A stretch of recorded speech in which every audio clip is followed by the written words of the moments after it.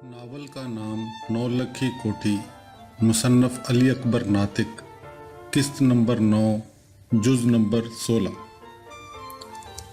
मित्रा साहब, मुझे 5 दिन के अंदर सरदार सौदा सिंह की गिरफ्तारी चाहिए। विलियम अपनी टांगें मेज़ पर बिछाकर और कमर को कुर्सी पर लटाकर मित्रा दास से मुखातब हुआ। क्या ख्याल है आपका, ये काम मुमकिन है? फिर थानेदार की तरफ मुंह करके, ये बात मुनासिब थी वीर सिंह, जिस शख्स पर तुम 6 दिन पहले 302 का पर्चा दे चुके हो, उसकी गिरफ्तारी के लिए तुम च्यूंटी बर नहीं रेंगे। इसके लिए क्या मैं लाहौर से थानेदार बुलवाऊं? थानेदार वीर सिंह कांपते हुए फाइल आगे बढ़ाकर बोला, सर ये देखे, मैं कार्रवाई कर रहा हूं, लेकिन सौदा सिंह की गिरफ्तारी थोड़ा सा मुश्किल काम है। मुकाबले का खतरा है, मगर मैं उसे नहीं छोड़ूंगा। क्या उसके बारे में तुमने हमें रिपोर्ट दी? विलियम का लहजा इंतहाई सख्त हो चुका था। या तुम समझते हो सौदा सिंह को गिरफ्तार करना आपके मेदे के लिए बुरा शगुन है, क्योंकि गुलाम हैदर ने तुम्हारे लिए कभी देसी शराब के मटके नहीं बजवाए, हालांकि तुम उसके बहुत ज़्यादा हकदार थे, और सौदा सिंह का एक आदमी इसी काम पर उसका तनख्वाहदार है। फिर मित्रा की तरफ मुखातब होकर, मित्रा साहब, एक बात तय है, मैं यहाँ सिर्फ सिख मुसलमान के जकड़े चुकाने नहीं आया। मुझे और बहुत से काम हैं। उन्हीं में से एक ये भी हो सकता है सौदा सिंह मेरे लिए और बहुत से मुजरमों की तरह एक मुजरम है, और बस। अगर आप दोनों ये काम नहीं कर सकते तो गवर्नमेंट की तरफ से आपको इजाज़त है, कुछ और काम कीजिए। गवर्नमेंट कोई दूसरा आदमी हासिल कर लेगी। वीर सिंह ने अपनी खातर इस अंदाज से होते देखी तो लर्ज गया, और कुछ देर तक सर झुकाकर सोचने के बाद हिम्मत करके बोला, सर, हम गवर्नमेंट की बेइज्जती नहीं होने देंगे। सौदा सिंह को उसकी हवेली में गिरफ्तार करके लाऊंगा, आप बिल्कुल फिक्र न करें। मैंने सब तहकीक अच्छी तरह कर ली है। वो इस मामले में साफ मुजरम है। जुम्मा सिंह ने मुझे मुखबरी करके सब कुछ बता दिया है। ये जुम्मा सिंह कौन है? विलियम ने आपके कुर्सी से उठते हुए पूछा, और अपनी बैत ठोड़ी के नीचे टकाकर उसे मेज़ का सहारा देकर खड़ा हो गया। अब विलियम के लहजे में फौरन नरमी आ गई। वो जानता था घी को थोड़ा सा गर्म किया है तो उसने बर्तन की सतह छोड़ दी थी। इसलिए विलियम ने थानेदार के साथ शफकत का सा अंदाज अपना लिया था। हमें यकीन है वीर सिंह, आपने कोई बेहतर तदबीर सोची होगी, लेकिन जल्दी। विलियम को नरम पड़ते देखकर थानेदार को मजीद बोलने की हिम्मत हुई। सर, ये जुम्मा सिंह सरदार फौजा सिंह का भतीजा है। दोनों जंडूवाला में ही रहते हैं। फौजा सिंह सरदार सौदा सिंह के दिन रात का यार है। हमला करने से पहले उससे भी मशवरा लिया गया था, और फौजा सिंह ने उसे इस काम से रोका था, मगर पीत सिंह और जगबीर ने उसे हमला करने पर उकसाया। और सर, जब आप जंडूवाला गए थे, आपके बाद वहाँ फौजा सिंह और जगबीर की मुँह मारी हुई थी। उन्होंने फौजा सिंह को बेइज्जत करके हवेली से निकाल दिया। इसी बेइज्जती का बदला लेने के लिए उसके भतीजे ने मुखबरी कर दी। तो क्या जुम्मा सिंह को फौजा सिंह ने आपके पास भेजा? विलियम ने मजीद टटोलते हुए पूछा। ना सर, वो तो ये कह रहा था, इस बात की खबर चाचे फौजे को बिल्कुल ना हो कि मैंने आपको बताया है। थानेदार ने अब सर आगे करके सरगोशी के अंदाज में कहने की कोशिश की, जैसे कोई सुन रहा हो। उसने बताया है, इनके और भी बहुत ख़तरनाक इरादे हैं। अगर सौदा सिंह को जल्द ना पकड़ा गया तो वो गुलाम हैदर को बर्बाद कर देगा। उसे शेर हैदर पर बड़ा वट है सरकार। वो गुलाम हैदर से उस सब का हिसाब चुकाना चाहता है जो शेर हैदर से उसे मातें हुई थी। विलियम दोबारा कुर्सी पर बैठकर सोचने लगा। विलियम थानेदार की मालूमात से मुतासर हुआ। थानेदार ये सब कुछ कभी ना उगलता अगर विलियम उसके साथ सख्त रवैया अख्तियार न करता। उसे तो सरदार सौदा सिंह की खुशी मंजूर थी, और उसने जुम्मा सिंह के बारे में सौदा सिंह को मतला भी करना था, मगर जुम्मा सिंह की खुशबख्ती के विलियम ने थानेदार को दफ्तर में जल्द तलब करके उसकी सारी ख्वाहिश पर पानी फेर दिया। विलियम ने कुछ देर खामोशी के बाद मित्रा और थानेदार दोनों को मुखातब करके कहा, आप दोनों केस को फ़ौरन हैंडल करो। मैं आपको सौदा सिंह की गिरफ्तारी के लिए 5 दिन देता हूँ। इससे ज़्यादा मेरे पास वक्त नहीं। अब आप जाएं और देखो, अगर जुम्मा सिंह की खबर बाहर निकली तो उसके ज़िम्मेदार आप दोनों होंगे। گورنمنٹ کا مخبر اس کی آنکھ ہوتا ہے اور اپنی آنکھ کی حفاظت کرنا ہماری ذمہ داری ہے۔ متھرا اور تھانے دار سلام کر کے باہر نکلے تو ولیم کچھ دیر تک کرسی پر سر ٹکائے بیٹھا رہا۔ 10-15 منٹ بیٹھنے کے بعد کرسی سے اٹھا، سر پر ہیٹ رکھا اور کمرے سے باہر نکل آیا۔ ولیم کو کمرے سے نکلتے ہوئے افسروں اور کلرکوں نے دیکھا تو سب مؤدب ہو گئے۔ نجیب شاہ بھاگ کر ولیم کے پہلو میں جا کھڑا ہو گیا۔ ولیم اسی خاموشی اور بغیر تاثر کے دفتر کی عمارت سے نکل کر سامنے والے گراؤنڈ میں کھڑا ہو گیا اور پوری عمارت کا بغور جائزہ لینے لگا۔ عمارت سرخ اینٹوں سے تیار کی گئی تھی، جس کے چاروں طرف 25 فٹ کھلے دالان در دالان برآمدے تھے۔ برآمدوں کے ستون 8 پہلو میں انتہائی صفائی اور کاریگری سے تیار کیے گئے تھے اور ان کی چھتیں 25 فٹ اونچی تھیں۔ برآمدوں سے آگے اور کمروں کے سامنے زمین سے 3 فٹ اونچی چوکی چلنے کے لیے بنائی گئی۔ اس طرح وہ چوکی برآمدوں سے باہر کی سمت بھی موجود تھی، جو چھوٹی سرخ اینٹوں سے بنی ہوئی تھی مگر پتھر کی چوکی سے کہیں خوبصورت تھی۔ برآمدوں سے آگے چوکی کے ساتھ ہی دفتر کے کمرے شروع ہو جاتے تھے، جن میں تحصیلدار، نائب تحصیلدار، محکمہ مال اور کچہری انتظامیہ کے کمرے تفصیل وار کوئی 100 کے قریب ہوں گے۔ آفیسرز کے کمرے قدرے بڑے اور کھلے تھے، جبکہ کلرکوں کے کمرے انتہائی تنگ لیکن چھتوں کی اونچائی سب کی ایک جیسی تھی۔ گرمی کے دن اونچی چھتوں کے کمروں میں آسان گزر جاتے ہیں۔ اس عمارت کو اگر غور سے دیکھیں تو باہر سے انتہائی خوبصورت لیکن اندر سے بدنما تھی۔ آفیسرز کے کمروں کے سوا ہر کمرہ کاغذوں کے بوسیدہ پلندوں، میل جمی ہوئی فائلوں اور گرد و غبار سے اٹی ہوئی میز کرسیوں کا عجائب خانہ تھا۔ ولیم نے آتے ہی ایک دفعہ کلرکوں کے کمرے کا جائزہ لے لیا تھا، جس میں اسے شدید ذہنی کوفت کا سامنا کرنا پڑا۔ ہر کلرک کی میز جگہ جگہ سے چھدی ہوئی تھی۔ غالباً جو نیا کلرک آتا وہ سب سے پہلے اپنا نام اس پر کندہ کرنے کی کوشش کرتا۔ ہر میز کی دراز گھی اور تیل سے لتھڑی ہوئی تھی کہ گھروں سے لائے ہوئے کھانے رکھنے کی یہ درازیں بہترین مصرف تھیں۔ گویا میز کی ہر دراز میں میل، کچیل اور بدبو کی ایک دنیا آباد تھی۔ اسی طرح ہر میز یا کرسی پر جا بجا کیلوں اور لوہے کی پتریوں کی ٹھونکا ٹھانکی ہوئی تھی۔ دراصل کسی بھی کلرک نے اس طرف کبھی توجہ نہ دی کہ پرانی کرسی یا میز کو بدل لیا جائے، بلکہ وہ خود ہی ان کی مرمت کرتے رہتے تھے۔ اس سلسلے میں ہتھوڑیاں اور کیلیں جا بجا کمروں سے برآمد ہو سکتی تھیں۔ نئی چیز منگوانے کے لیے چونکہ درخواست دینا پڑتی یا پھر لمبے چوڑے نوٹ لکھنا ہوتے، جو اگرچہ کرسیوں کی خود ساختہ مرمت سے کہیں آسان تھے، مگر وہ کام مشکل ہی تصور کیے جاتے کہ جب تک درخواست اوپر سے ہو کر واپس محکمہ خزانہ تک آتی کلرک کا تبادلہ ہو چکا ہوتا۔ اس لیے کوئی بھی یہ ذمہ داری قبول نہ کرتا اور اسی فرنیچر پر وقت کاٹ لیتا۔ ولیم نے چلتے چلتے پوری عمارت کا چکر کاٹ لیا۔ چہل قدمی کے دوران قریب تمام آفیسر ولیم کے جلوہ میں شامل ہو چکے تھے۔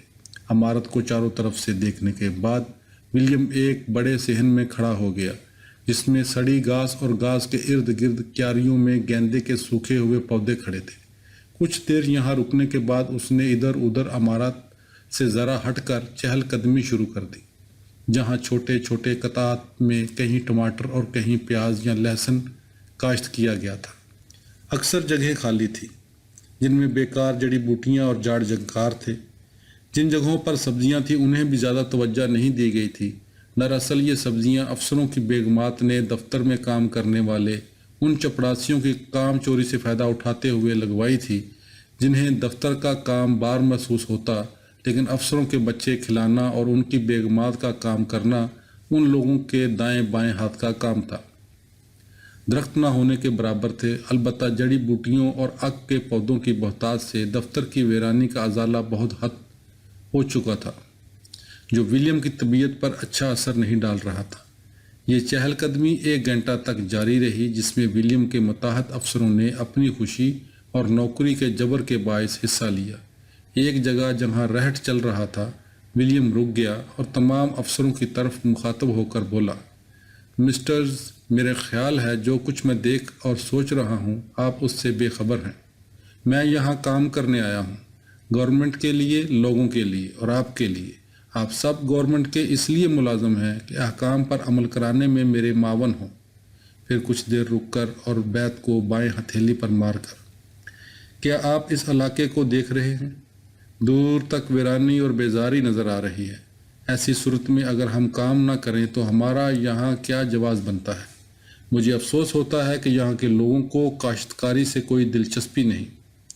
نائب تحصیلدار مدن لال کی طرف منہ کر کے، مدن لال، کل صبح 9 بجے نہر کے عملے کی میٹنگ بلواؤ اور کچھ سرکردہ زمینداروں کو بھی جمع کرو۔ میں جلال آباد میں لہلہاتے کھیت اور باغات دیکھنا چاہتا ہوں۔ نجیب شاہ کی طرف دیکھ کر، تحصیل کمپلیکس میں 1-2 رہٹ لگوانے کا بندوبست کرو۔ ہم یہاں چوہوں سے مورچے کھدوانے نہیں آئے۔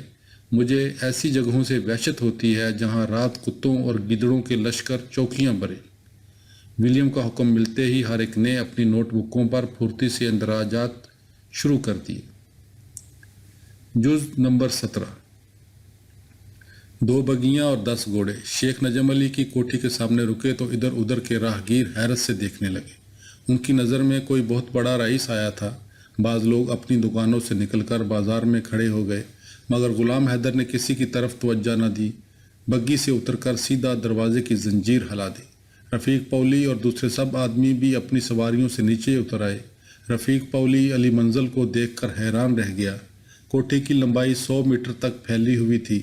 اس کے نیچے کپڑے، پرچون اور لوہے والوں کی 20 دکانیں قطار میں دور تک نظر آ رہی تھی۔ کوٹھی انڈے سے زیادہ سفید تھی اور 3 منزلوں پر مشتمل، اتنی اونچی کہ اوپر تک دیکھنے کے لیے اسے اپنی پگڑی سنبھالنا پڑی۔ مرکزی دروازہ مغلیہ قلعے کا ہاتھی گیٹ معلوم ہوتا تھا۔ بیضہ گیر اوپر نیچے لمبی اور چوڑی ڈاٹوں سے کم از کم 30 فٹ تک چڑھایا ہوا، جس کے اوپر دونوں سروں پر 2 ببر شیر منہ کھولے دھاڑ رہے تھے۔ شیر سیمٹ اور چونے کے ہونے کے باوجود ان کے بنانے میں ایسی کاریگری دکھائی گئی تھی کہ یہ بالکل اصلی لگتے۔ اس کے علاوہ نیچے سے لے کر اوپر کی 2 منزلوں تک دیواروں میں بے شمار محرابیاں اور ڈانٹیں مزید تھیں۔ ان ڈانٹوں پر اوپر تلے کئی طاق تھے جن پر اس قدر نفاست سے کام کیا گیا کہ ایک ایک طاق مہینوں کی محنت کا نتیجہ نظر آ رہا تھا۔ ان 3 ڈانٹوں کے اندر کہیں محض سجاوٹ کے لیے جالیاں تھیں اور کہیں بیچ بیچ دیودار کی لکڑی کی لاتعداد کھڑکیاں کھلتی تھیں۔ انہی کھڑکیوں، جالیوں اور الماریوں سے ہوا اور روشنی کوٹھی کے اندر جاتی۔ اس کے علاوہ پوری کوٹھی اوپر سے لے کر پاؤں کی اینٹوں تک سفید چونے اور ابرک میں نہلا دی گئی کہ دیکھنے والے کی آنکھیں سفید روشنی میں بہہ جاتی۔ یوں تو غلام حیدر کی حویلی بھی کم نہ تھی، مگر رفیق پولی نے سوچا کہ جتنی عمدہ اور شاندار یہ کوٹھی ہے اور جتنا کرایہ شیخ صاحب کو اس 1 ایکڑ سے ماہانہ آ جاتا ہوگا، اتنی تو شیر حیدر کے 2 گاؤں کی آمدنی بھی مشکل سے تھی۔ انہی خیالوں میں گم اسے پتہ ہی نہ چلا کہ کب وہ سب ایک بڑے ہال نما کمرے میں نرم چوڑی اور لمبی کرسیوں پر بیٹھ چکے تھے۔ بڑی بڑی لالٹینیں اور کانچ کے باری فانوس اونچی سفید چھت سے لٹکے ہوئے تھے۔ قدموں کے نیچے فرش پر بھی بڑی صاف اور لال رنگ کے پھول بوٹوں والی نرم دریاں بچھی تھیں جن کے اندر آدھا پاؤں گھس جاتا۔ رفیق پولی کوٹھی اور کمرے کی ہیبت میں ہی گم تھا۔ سوچ رہا تھا کہ غلام حیدر کا دوست بھی کتنے بڑے باپ کا بیٹا ہے۔ سچ ہے، بڑے پانیوں میں بڑی مچھلیاں۔ اس سے پہلے اس کی اتنے بڑے لوگوں سے نہ تو ملاقات ہوئی تھی اور نہ ہی ایسے اچھے گھر دیکھے تھے۔ شیر حیدر کے تو جتنے دوست یار تھے وہ صرف گاؤں اور دیہاتوں میں رہنے والے زمیندار تھے۔ ان کے گھروں سے تو شیر حیدر کی حویلی کئی درجے بہتر تھی۔ اس نے سوچا واپس جا کر وہ غلام حیدر سے بھی ایک اسی طرح کا بڑا سا کمرہ حویلی کے بیرونی احاطے میں بنوائے گا۔ غلام حیدر کے بڑے بڑے دوستوں کو بٹھانے کے لیے ڈنگ کی جگہ تو ہونی چاہیے۔ اب چاہے اس پر 1 گاؤں کی سال بھر کی آمدنی ہی کیوں نہ لگ جائے، وہ ایسا کمرہ تو غلام حیدر سے بنوا کر رہے گا۔ انہی سوچوں میں اسے بالکل نہیں اندازہ تھا کہ کون آ رہا ہے اور کون جا رہا ہے۔ اچانک غلام حیدر نے رفیق پولی سے مخاطب ہو کر کہا، چاچا رفیق، یہ میرا دوست نجم علی ہے۔ غلام حیدر کی آواز سن کر رفیق پولی خیالات سے چونکا۔ اس نے نظریں اٹھا کر اوپر دیکھا تو نجم علی اس کی طرف ہاتھ بڑھائے کھڑا تھا، بالکل غلام حیدر کی دوستی کے ہی قابل تھا۔ نجم علی کو دیکھ کر رفیق پولی تو خیالات کی دنیا سے باہر نکل آیا، مگر دوسرے لوگوں کی توجہ ڈرائنگ روم یا بڑے کمرے ہی پر مرکوز رہی۔ نجم نے سب کے ساتھ سلام دعا کے بعد ملازم سے کہا، صاحب کے بندوں کے لیے کھانا پانی کا بندوبست کرو، اور ایک طرف اشارہ کرتے ہوئے، یہ نہانے دھونے کا کمرہ ہے، سب منہ ہاتھ دھو لو۔ ان سے فارغ ہو کر نجم علی غلام حیدر کو دوسرے کمرے میں لے گیا اور بیٹھتے ہوئے بولا، خیر ہے غلام حیدر، لاہور سے کب آئے؟ آج فوجاں کس طرف چڑھی ہیں؟ یہ چھویاں ریفلاں کوئی مسئلہ ہو گیا ہے کیا؟ غلام حیدر نے مدھم آواز میں سر اوپر اٹھاتے ہوئے کہا، نجمے یار، اب تو شاید لاہور مکمل طور پر چھوڑنا پڑ جائے، ابا فوت ہو گیا۔ انا للہ، کب؟ نجم علی نے حیرت سے پوچھا۔ آج چھٹا دن ہے، لیکن اس کے ساتھ ہی ستم یہ ہوا کہ علاقے میں مزید دشمنی پیدا ہو گئی۔ دشمنوں نے میرا ایک بندہ مار دیا، 20 ایکڑ مونگی کی فصل تباہ کر دی، کچھ لے گئے باقی جلا گئے۔ لا حول والا، یہ کس وقت ہوا؟ نجم علی ہونک سا ہو گیا۔ ابا کے کل والی رات۔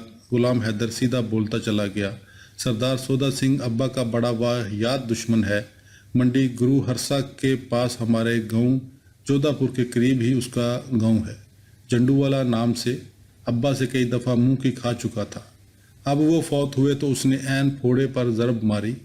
میں تو تعزیت کرنے آئے مہمانوں اور ختم درود میں الجھا ہوا تھا، اور خیال تک نہیں تھا کہ کوئی اس طرح کی حرکت بھی کرے گا، مگر اس نے اپنا کام دکھا دیا، فصل برباد کرنے کے ساتھ ساتھ میرا ایک بندہ بھی مار دیا۔ پھر اب کیا ارادہ ہے؟ نجم علی نے پوچھا۔ پرچہ درج کرایا؟ پرچہ تو درج کروا دیا ہے، غلام حیدر نے بتانا شروع کیا، پر نجمے لگتا ہے سودا سنگھ کے ہاتھ لمبے ہیں، تھانے دار سے لے کر اوپر تک سب اسی کے کنویں سے پانی پیتے ہیں۔ ابا کیا فوت ہوا؟ سب نے نظریں پھیر لیں۔ اب تو خبریں ہیں کہ چوہے بھی شراب کے مٹکوں سے نکل کر سامنے آ رہے ہیں۔ تھانے دار سے بات کی؟ نجم نے پوچھا۔ تھانے دار چھوڑ اسسٹنٹ کمشنر تک سے بات کی، مگر وہ اپنی اکڑ میں ہے، نیا پہلی دفعہ ہماری تحصیل میں ہی آ لگا ہے، یہیں تجربہ سیکھنے کے لیے مجھے لگتا ہے وہ کچھ نہیں سیکھے گا۔ اس کے سیکرٹری نجیب شاہ نے بتایا ہے کہ اسے باغوں اور فصلوں کی بیماری ہے، امن و امان کی طرف ذرا دھیان نہیں، اگر اسی طرح چلا تو تھوڑے دن نکالے گا، کیونکہ جلال آباد میں چور بھی کھمبیوں کی طرح اگتے ہیں۔ آج فیروز پور کیسے؟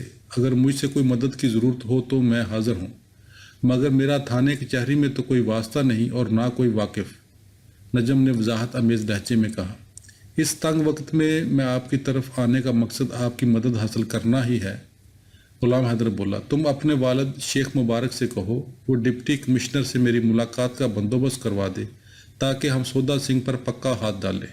یہ مسئلہ میری عزت اور انا کا بن چکا ہے، اگر سودا سنگھ گرفتار نہ ہوا تو سمجھ لو شیر حیدر کا نام ابھی اس کے جسم کے ساتھ دفن ہو جائے گا، اور میں جیتے جی ایسا ہونے نہیں دوں گا۔ دوسری طرف میری رایا ہے، ابھی تک تو انہیں امید ہے کہ میں بہت کچھ کر گزروں گا، لیکن تمہیں یہ نہیں پتہ کہ رایا خود کچھ نہیں ہوتی، اس کا معاملہ پل میں تولا اور پل میں ماشا والا ہوتا ہے۔ جس طرح یہ لوگ پہاڑ جیسے مضبوط ہوتے ہیں، تھوڑی سی ہمت مان پڑے تو اسی لمحے رائی بن جاتے ہیں۔ ابھی تک وہ سمجھے بیٹھے ہیں میں سودا سنگھ کا گاؤں کھود ڈالنے پر قادر ہوں، اگر انہیں پتہ چل جائے کہ میری تحصیل میں سبکی ہوئی ہے اور گورنمنٹ میں مجھے کوئی نہیں جانتا، تو یہ جتنے بندے میرے ساتھ شیروں کے جگرے والے نظر آتے ہیں ابھی گدڑوں سے بدتر ہو جائیں گے، اس لیے میں ان پر اپنا بھرم کھونا نہیں چاہتا۔ تو مجھے اپنے والد شیخ مبارک سے ملاؤ، میں ان سے خود بات کرتا ہوں۔ نجم علی نے سنجیدگی سے تمام بات سن کر غلام حیدر کی طرف دیکھا اور بولا، حیدر، اصل میں ابا تو لدھیانے میں ہیں، وہاں سے وہ پرسوں آئیں گے، تم کو 2 دن یہاں رکنا پڑے گا، یا پھر کل ہم خود ملاقات کی راہ نکال لیتے ہیں۔ میرا خیال ہے کمشنر صاحب بات سن لے گا، اگر چاہو تو اپنے بندوں کو واپس بھیج دو، چاہے تو یہیں رہنے دو۔ نہیں، ہمارا خود ڈپٹی کمشنر سے ملنا کچھ فائدہ نہیں دے گا، بلکہ الٹا کام بگڑے گا، غلام حیدر نے جواب دیا۔ یہ کام اتنا مشکل نہیں، مگر مصیبت یہ ہے کہ نواب افتخار لندن میں ہے اور اس سے رابطہ نہیں ہو پا رہا، بالفرض رابطہ ہو بھی جائے تو وہ اتنی دور سے مناسب طریقے سے معاملہ سمجھ نہیں سکے گا، اس لیے اس کو اس پنگے میں ڈالنا بہتر نہیں۔ رہا اس کا باپ سر شاہ نواز، تو اس وقت وہ کشمیر میں گیا ہوا ہے، اس سے بھی رابطہ نہیں ہو سکتا، ویسے بھی ان سے اس کام کے لیے کہنا مناسب نہیں سمجھتا، ان نوابوں شوابوں سے کوئی بڑا کام لیں گے۔ میں چچا مبارک کا یہاں انتظار کر لیتا ہوں، لیکن ہاتھ سخت ڈالنا چاہتا ہوں۔ ہاں، بہتر یہی ہے، تم یہاں رک کر ابا کا انتظار کر لو، ان کی ڈپٹی کمشنر صاحب سے مل کر بات کرنے کی صورت ذرا الگ ہے، اس لیے انہیں آنے دیں اور اپنے ان بندوں کو واپس جلال آباد بھیج دو، یہ وہاں کے حالات پر نظر رکھیں۔ نجم علی غلام حیدر دوبارہ بولا، میں کچا ہاتھ ڈالنا نہیں چاہتا لیکن مجھے جلدی بھی بہت ہے۔ اس طرح کی ملاقات جس میں صرف انہیں بات سنانی مقصود ہو مجھے منظور نہیں۔ سرسری ملاقات کرنے میں قباحت یہ ہے کہ ڈپٹی کمشنر زیادہ سے زیادہ اسسٹنٹ کمشنر کو لکھ دے گا کہ اس مسئلے کو دیکھو، جس کا کوئی فائدہ نہیں۔ اس طرح میں جلال آباد میں مزید بے عزت ہو جاؤں گا اور اسسٹنٹ کمشنر مزید میرے خلاف ہو جائے گا۔ ٹھیک ہے، پھر ابا کو واپس آنے دو، ڈپٹی کمشنر سے ان کے اچھے تعلقات ہیں، نجم علی نے کہا۔ لیکن ایک بات اگر برا نہ مانو تو کہو، تم ان زمین کے دندوں سے جان چھڑا کیوں نہیں لیتے؟ خواہ مخواہ کی دشمنی میں الجھے رہو گے، ساری عمر لڑائی اور تھانہ کچہری میں برباد ہو جائے گی۔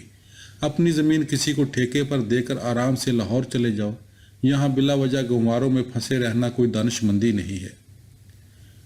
نجم علی، مجھے اس طرح کے مشورے کی فی الحال ضرورت نہیں، تم میرے بندوں کے سونے کا بندوبست کر دو، یہ بھی تھکے ہوئے ہیں، کل صبح میں انہیں واپس بھیج دوں گا، غلام حیدر نے غصے سے جواب دیا۔ ٹھیک ہے بھائی، ناراض نہ ہو، یہ کہہ کر نجم علی وہاں سے اٹھ کر باہر نکل گیا۔ نجم علی نے مہمانوں کے تمام انتظامات بوڑھے ملازم میراں داد کو سونپ کر خاص ہدایت کر دی کہ کوئی شکایت پیدا نہ ہو۔ اس کے بعد خود غلام حیدر کے پاس آ بیٹھا۔ دونوں اسکول کے زمانے کی باتیں کرنے لگے، جو مڈل تک گورنمنٹ ہائی اسکول فیروز پور میں گزارے تھے۔ چھوٹے چھوٹے واقعات اور بچپن کی شرارتیں یاد کر کے ہنستے رہے۔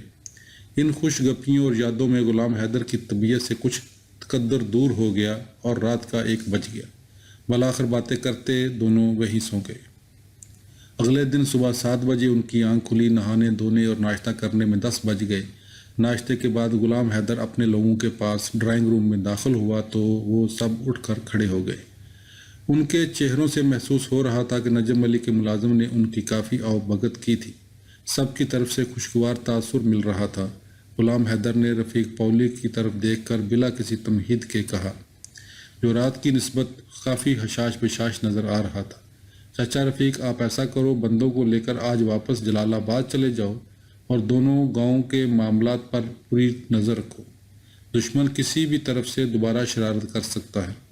کل شیخ صاحب واپس آ جائیں گے تو میں پرسوں ڈپٹی کمشنر صاحب سے ملاقات کر کے شام 5 بجے یہاں سے جلال آباد کے لیے ریل پکڑ کر 7 یا 8 بجے ریلوے اسٹیشن پر پہنچ جاؤں گا، اور دیکھو کسی کو بنک نہ بھی پڑے میں کہاں ہوں اور کس وقت یہاں سے نکلوں گا۔ بس اب جاؤ اور میرا پرسوں وہاں انتظار کرنا، باقی کسی قسم کی جلدی کسی بھی کام میں ضروری نہیں ہے۔ جاری ہے۔